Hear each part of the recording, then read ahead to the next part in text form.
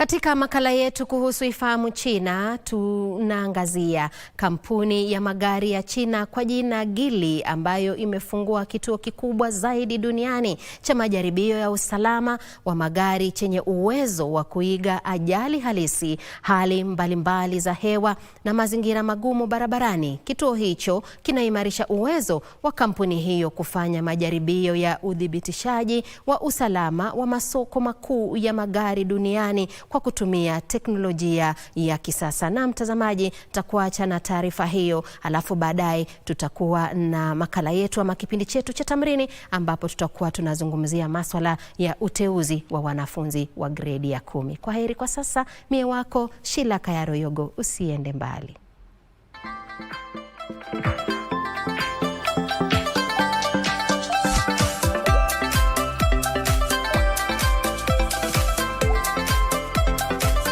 Kampuni ya kutengeneza magari ya China, Geely, imezindua rasmi kituo kikubwa zaidi duniani cha kufanya majaribio ya usalama wa magari katika jiji la Ningbo, mkoa wa Zhejiang, mashariki mwa China.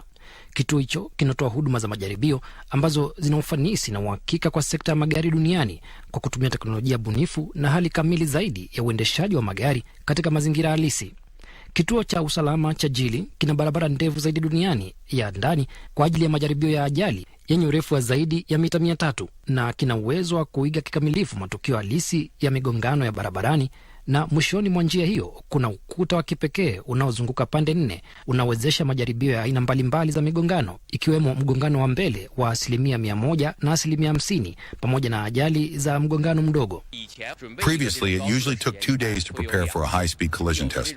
With this rotating and fixed collision wall, the time can be shortened to half a day, greatly improving the test efficiency. Kituo hicho pia kina mfumo wa kisasa unaoweza kuiga hali 264 za hali ya hewa kama vile mvua, theluji na ukungu, hasa kwa ajili ya kupima utendaji wa usalama wa magari. Maabara ya uigaji wa mazingira ya ndani inaunganisha takwimu za hali ya hewa na barabara kutoka zaidi ya nchi 50, hivyo basi kuwezesha watafiti kufanya majaribio ya magari katika hali zote za hewa wakiwa ndani ya kituo hicho. Geely imeunda mifano 50 ya majaribio ya ajali kwa uwekezaji wa zaidi ya dola za Marekani milioni 28. Sanamu ya THOR yenye thamani ya takriban yuan milioni 12 kwa kila moja imeundwa kwa teknolojia ya juu zaidi duniani kwenye nyanja hii. It is currently the most expensive crash test dummy in the industry.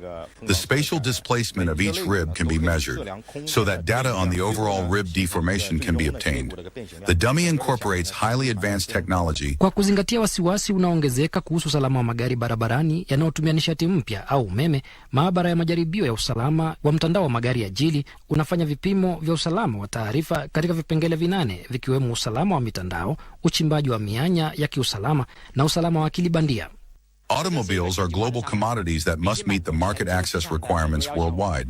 The Geely Safety Center has 27 types of testing functions, enabling it to conduct regulatory certifications for major global markets, including China, Europe, and the United States. Additionally, it provides comprehensive, forward-looking research and development verification for all core safety evaluation systems simultaneously. This is just like creating a global examination room for every car model we produce for the world. Kwa mujibu wa ripoti ya mapato ya Geely Auto kwa nusu ya mwaka wa 2025, kampuni hiyo iliuza magari milioni 1.4 kati ya Januari na Juni mwaka huu, ongezeko la 47% ikilinganishwa na mwaka uliopita. Kati ya mauzo hayo, magari ya umeme na mengine yanayotumia nishati mpya yalizidi 1725, ongezeko la 126% mwaka hadi mwaka. Chapa ya Geely imeendelea kupanua uwezo wake katika masoko ya nje katika miaka hivi karibuni. Ripoti ya mauzo ya nje inaonyesha mauzo yalizidi magari 1180 katika nusu ya kwanza ya mwaka huu, huku wafanyabiashara na vituo vya mauzo vikiwa vimeenea katika zaidi ya nchi na maeneo 80.